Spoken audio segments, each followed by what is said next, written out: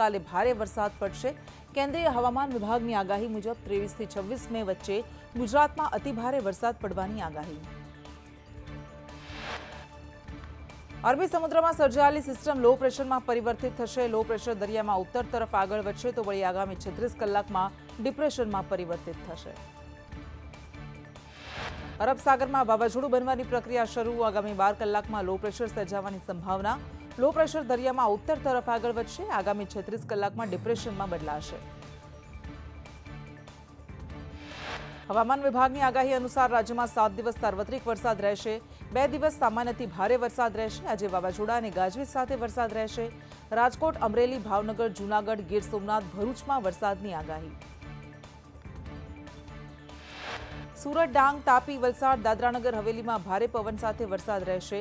અમદાવાદ અને ગાંધીનગરમાં સામાન્ય વરસાદ રહેશે। 5 દિવસ માછીમારોને દરિયો ન ખેડવાની સૂચના।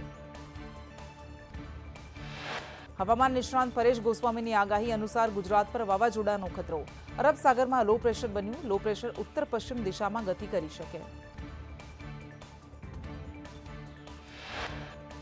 દાહોદના વાતાવરણમાં પલટો આવ્યો। કેટલાક વિસ્તારમાં વાવાઝોડા સાથે વરસાદ વરસ્યો।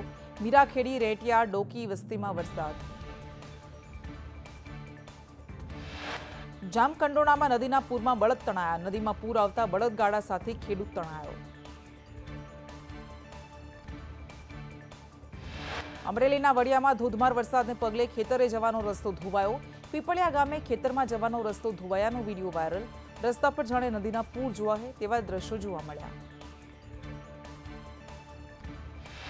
અમરેલીના સાવરકુંડલામાં બીજા દિવસે વરસાદી માહોલ જામ્યો। શહેર અને ગ્રામ્ય વિસ્તારમાં ભારે પવન સાથે વરસાદ। ધોધમાર વરસાદને કારણે રસ્તા પર નદીઓ વહેતી હોય તેવા દ્રશ્યો સર્જાયા। અમરેલી તાલુકામાં ધોધમાર વરસાદ ખાબક્યો। બાબાપુર ગામમાં ધોધમાર વરસાદથી ચારે કોર પાણી જ પાણી। વહેલી સવારથી અષાઢી માહોલ જામ્યો।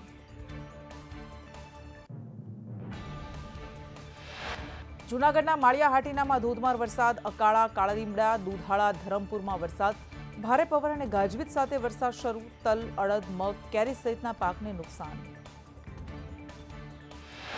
જૂનાગઢના વાતાવરણમાં અચાનક પલટો। ભવનાથ અને ગિરનાર તળેટીમાં વરસાદ। ભારે પવનથી ધૂળની ડમરીઓ ઉડી। જૂનાગઢના માંગરોળમાં ભારે પવન સાથે ધોધમાર વરસાદ। વરસાદ પડતા ખેડૂતોની ચિંતા વધી। ગીર સોમનાથના કોડીનારમાં ધોધમાર વરસાદ। અંદાજે 1 ઇંચથી વધુ વરસાદ ખાબક્યો। અડવી, મિતિયાળ, દેવળી પંથકમાં વરસાદ ખાબક્યો। ગીર સોમનાથના વેરાવળમાં ઝાપટા। વરસાદના સામાન્ય ઝાપટામાં જ તંત્રની પોલ ખુલી। સુભાષ રોડ પર વરસાદી પાણી ભરાયા। વેસ્ટર્ન ડિસ્ટર્બન્સને કારણે ગીર સોમનાથ જિલ્લાના ઉનામાં વરસાદ। ઉના પંથકમાં ભારે પવન સાથે વરસાદ। ચોમાસા પહેલા વરસાદથી ખેડૂતોમાં ચિંતા। પોરબંદરના માધવપુરમાં વાતાવરણમાં પલટો આવતા કમોસમી વરસાદ ખાબક્યો। અંદાજે 1 ઇંચથી વધુ વરસાદ। માધવપુર ઘેડના બજારોમાં પાણી વહેતા થયા। દીવના વાતાવરણમાં પલટો આવતા કમોસમી વરસાદ વરસ્યો। વરસાદ પડતા વાતાવરણમાં ઠંડક પ્રસરી। ભાવનગરના પાલીતાણામાં વાતાવરણમાં પલટો। વાતાવરણમાં પલટો આવતા કમોસમી વરસાદ। પાલીતાણામાં ભારે પવન સાથે કમોસમી વરસાદ પડ્યો। ભરૂચના ઝઘડિયામાં ધોધમાર વરસાદ। વીજળીના ચમકારા સાથે ધોધમાર વરસાદથી ચારે કોર પાણી જ પાણી। કમોસમી વરસાદથી ખેડૂતોની ચિંતામાં વધારો। ભરૂચના અંકલેશ્વરમાં વરસાદથી બાગાયતી પાકમાં ખેડૂતોને ભારે નુકસાન। કેળા અને ડાંગરના પાકમાં નુકસાનની ભીતિ। સરકાર સર્વે કરી વળતર ચૂકવે તેવી ખેડૂતોની માંગ। અંકલેશ્વરના હાંસોડ પંથકમાં કમોસમી વરસાદ। કમોસમી વરસાદથી ડાંગરના પાકને મોટું નુકસાન। વરસાદમાં ખેતરમાં રહેલ ડાંગર પલળ્યો। સરકાર નુકસાનીનું વળતર જાહેર કરે તેવી ખેડૂતોની માંગ।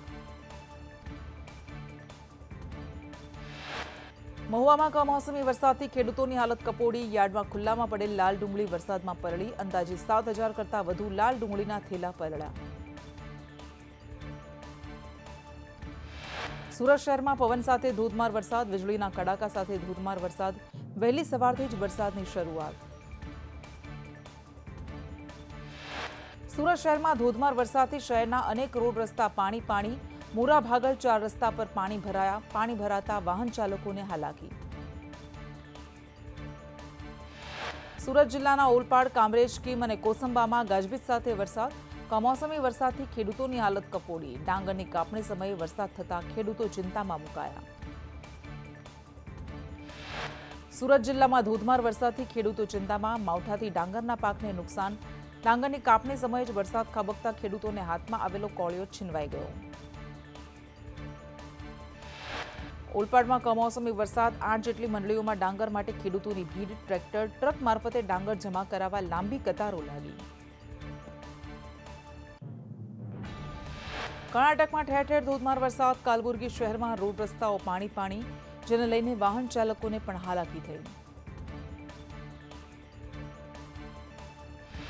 દેશના અનેક રાજ્યોમાં ભારે વરસાદ। ગોવામાં સતત બીજા દિવસે મુશળધાર વરસાદ।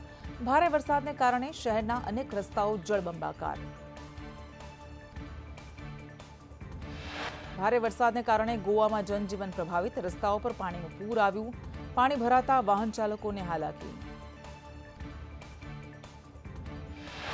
મહારાષ્ટ્રના પુણેમાં ધોધમાર વરસાદ। ભારે વરસાદને કારણે એરપોર્ટ પર ભરાયા વરસાદી પાણી।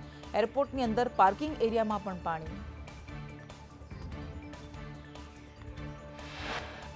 દેશમાં નૈઋત્યના ચોમાસાનું વહેલું આગમન થાય તેવી શક્યતા। 3 થી 4 દિવસમાં ચોમાસું કેરળમાં આવે તેવી શક્યતા। આ વખતે વહેલું ચોમાસું બેસે તેવી પ્રબળ સંભાવના। દર વર્ષે 1 જૂનની આસપાસ ચોમાસું કેરળમાં આવે છે, ત્યારે આ વખતે 27 મેના રોજ ચોમાસું આવે તેવું અનુમાન। કેરળમાં ચોમાસું વહેલું બેસે તો ગુજરાતમાં પણ વહેલા ચોમાસાનું આગમન થશે।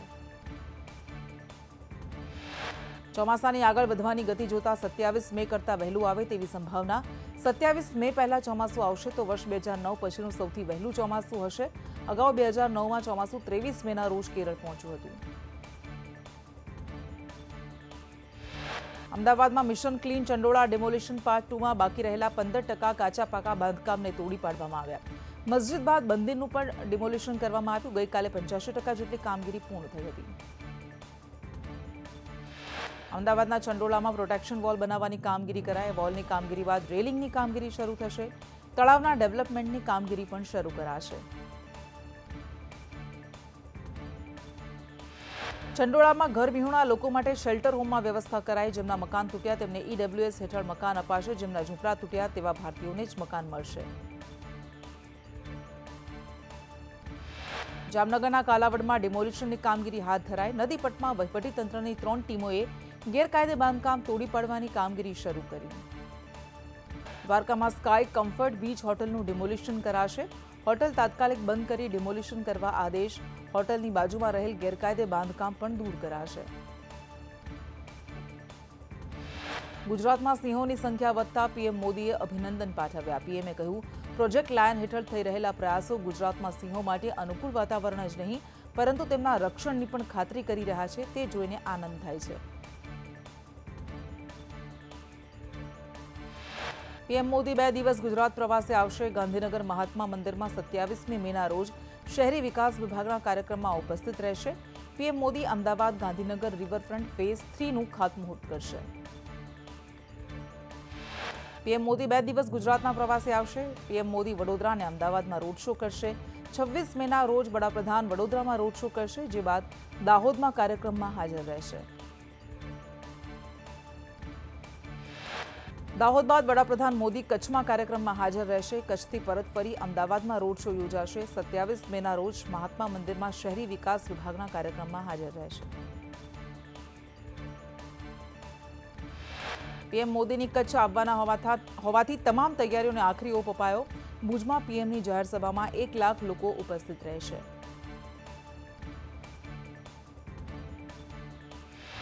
અમરેલી જિલ્લા સાંસદ સહિત 5 એમએલએ દિલ્હી પહોંચ્યા। ધારાસભ્ય કૌશિક વેકરિયા, હીરા સોલંકી, મહેશ કસવાળા, જેવી કાકડિયા, જનક તળાવિયા દિલ્હી પહોંચ્યા। સાંસદ ભરત સુતરિયા પણ દિલ્હી પહોંચ્યા। કેબિનેટની બેઠકમાં ગેરહાજરી મુદ્દે રાજ્યકક્ષાના મંત્રી બચુ ખાબડનું નિવેદન। કહ્યું, હું કોઈ ભાગેડુ ધારાસભ્ય કે મંત્રી નથી, હું લોકોની વચ્ચે રહીને કામ કરી રહ્યો છું। બચુ ખાબડે કહ્યું, પીએમ મોદી દાહોદની મુલાકાતે આવી રહ્યા છે ત્યારે કાર્યક્રમોની તૈયારીઓમાં વ્યસ્ત છું।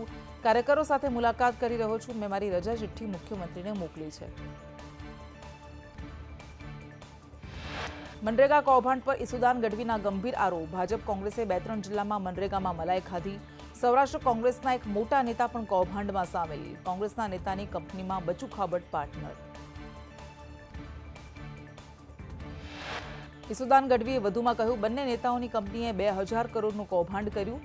જો તપાસ થાય તો કોંગ્રેસના મોટા નેતા જેલમાં જાય. કોંગ્રેસે દબાણમાં આવી વિસાવદરમાં ઉમેદવાર ઉભા રાખ્યા. વેરાવળમાં જાહેરમાં દારૂ વેચાતો હોવાના ધારાસભ્ય વિમલ ચુડાસમાએ આરોપ લગાવ્યા. પોલીસની રહેમ નજર હેઠળ દારૂ વેચાતો હોવાનો આક્ષેપ. ધારાસભ્યએ દારૂના વેચાણનો વિડીયો જાહેર કર્યો. ગાંધીનગરમાં સીએમની અધ્યક્ષતામાં મળેલી કેબિનેટ બેઠકમાં મંત્રી બચુ ખાબડની સૂચક ગેરહાજરી. દાહોદમાં મનરેગા કૌભાંડમાં બચુ ખાબડના બંને પુત્રોની ધરપકડ થઈ છે. મંત્રી બચુ ખાબડ લાંબા સમયથી ગાંધીનગરમાં ગેરહાજર. વડોદરા કમાટી બાગના કોર્પોરેશનના 150થી વધુ સફાઈ કર્મીઓ હડતાળ પર ઉતર્યા. બાગ બગીચાના કામ કોન્ટ્રાક્ટ પર આપતા કર્મચારીઓનો વિરોધ.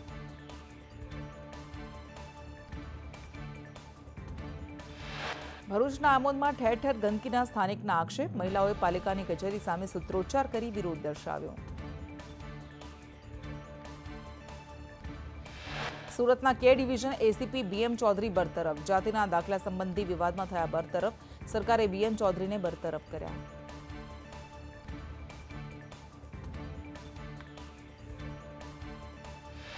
સિંહની વસ્તી ગણતરી બાદ રાજ્ય સરકારે સિંહની સંખ્યા જાહેર કરી. રાજ્યમાં કુલ 891 સિંહનો વસવાટ. વર્ષ 2020 બાદ સિંહોની વસ્તીમાં 32% વધારો. રાજ્યના 11 જિલ્લામાં સિંહની વસ્તી ગણતરી હાથ ધરાઈ. જે મુજબ 196 સિંહ અને 330 સિંહણની સંખ્યા, 140 પાઠડા અને 225 બાળ સિંહ. પાલનપુરમાં પીવાના પાણીનો કકળાટ. લક્ષ્મીપુરાની મહિલાઓ પાણીને લઈને રણચંડી બની. મહિલાઓએ માટલા ફોડી રોષ વ્યક્ત કર્યો. સિંહોની વસ્તીને લઈ સાંસદ પરિમલ નથવાણીનું નિવેદન. એશિયાટિક સિંહોની વસ્તીમાં વધારો થયો છે. આપણા માટે ગૌરવની વાત. સિંહનો રહેણાંક વિસ્તાર વધ્યો છે. અમરેલી, જાફરાબાદ, દીવ સુધી સિંહે રહેણાંક બનાવ્યા. દરિયા કિનારાના વિસ્તારમાં સિંહ વસવાટ કરવા લાગ્યા. બરડાના જંગલો સિંહોનો વસવાટ બની રહ્યો છે. ઉનાળાની તરસ छिपाવવા સિંહ યુગલ સ્વિમિંગ પુલ પહોંચ્યું. ગીરના ફાર્મ હાઉસમાં સિંહ સિંહણનો પાણી પીતો વિડીયો સોશિયલ મીડિયામાં વાયરલ. નડિયાદ શહેર કોંગ્રેસના પ્રમુખની ભાજપ મહામંત્રી વિરુદ્ધ હાઈકોર્ટમાં અરજી. ભાજપના મહામંત્રી હર્ષિલ પટેલે તેમને દેશદ્રોહી કહેવા મુદ્દે પોલીસ ફરિયાદ ન લેતી હોવાની રાવ ઉઠી. નડિયાદ કોંગ્રેસ પ્રમુખ હાર્દિક ભટ્ટે શહેર ભાજપ મહામંત્રી હર્ષિલ પટેલ અને શ્રેયસ ભટ્ટ વિરુદ્ધ ફરિયાદ દાખલ કરવા માંગ કરી. ભાજપ નેતાએ કોંગ્રેસનો હાથ દેશદ્રોહીઓને સાથ તેવી પોસ્ટ મૂકી હતી. રાજકોટ ટીઆરપી ગેમ ઝોન અગ્નિકાંડ મામલે કોંગ્રેસનો 5 દિવસીય વિરોધ કાર્યક્રમ. કોંગ્રેસનો બેનર સાથે પોલીસ કમિશનર કચેરીએ વિરોધ. સાગઠિયાને વિલન બનાવી બધાને બચાવ્યા. ભગવાન જગન્નાથની રથયાત્રાના રૂટમાં મેટ્રોની રેલની કામગીરી વિઘ્ન બની. રૂટમાં ફેરફાર અંગેના ગજગ્રાહના વિવાદનો અંત આવ્યો. રથયાત્રાના રૂટમાં ફેરફાર નહીં થાય. પરંપરાગત રથયાત્રા રૂટ પરથી પસાર થશે. રથયાત્રાના રૂટ પર અડચણ ન આવે તે માટે નિર્ણય લેવાયો. મેટ્રોના કામને લઈ રથયાત્રાના રૂટ બદલવા માટે રજૂઆત કરાઈ હતી. વડોદરાની એસએસજી હોસ્પિટલમાં કોરોનાને લઈને તૈયારી. એસએસજીમાં 22 બેડનો કોરોના વોર્ડ તૈયાર કરાયો. 22,000 લીટરના 2 ઓક્સિજન ટેન્ક તૈયાર. શંકાસ્પદ લાગતા દર્દીઓના ટેસ્ટિંગ શરૂ કરાયા. ગરડામાં અનિયમિત વીજ પુરવઠાથી લોકો પરેશાન. વીજ પુરવઠા મામલે લોકોની પીજીવીસીએલ કચેરીએ રજૂઆત. બાબરપરા ધોળિયા વિસ્તારમાં વારંવાર વીજળી ગોળી. કર્મચારીઓ જવાબ ન આપતા હોવાનો ભાજપ કોર્પોરેટરના પુત્રએ આક્ષેપ કર્યો. નિયમિત વીજ પુરવઠો આપવા સ્થાનિકોની માંગ. જસદણના આંબરડીમાં સરપંચ અને તલાટીએ પેવર બ્લોકના કામમાં ભ્રષ્ટાચાર કર્યો હોવાનો આક્ષેપ. જાગૃત નાગરિકે જસદણ ટીડીઓને લેખિતમાં ફરિયાદ કરી. જેતપુરમાં પ્રદૂષણ માફિયાઓ બેફામ. ભાદર નદીમાં કેમિકલવાળું પાણી છોડાયું. કેરાળી લુણાગરા ગામ પાસે નદીમાં ફીણ જોવા મળ્યા. જીપીસીબી અધિકારી પૂર્વ વડાપ્રધાન રાજીવ ગાંધીની પુણ્યતિથિને લઈને અમદાવાદ કોંગ્રેસ નેતાઓએ પ્રતિમાને પુષ્પાંજલિ અર્પણ કરી. એમએલએ શૈલેષ પટેલ, ઇમરાન ખેડાવાલા, હિંમતસિંહ પટેલે પુષ્પાંજલિ અર્પી. ભુજ નલિયા વચ્ચે 101 કિલોમીટર લાંબી રેલવે લાઇન પર પેસેન્જર ટ્રેનનો ટ્રાયલ રન શરૂ કરાયો. એન્જિન અને 3 ડબ્બા સાથે ટ્રેન નલિયા પહોંચી.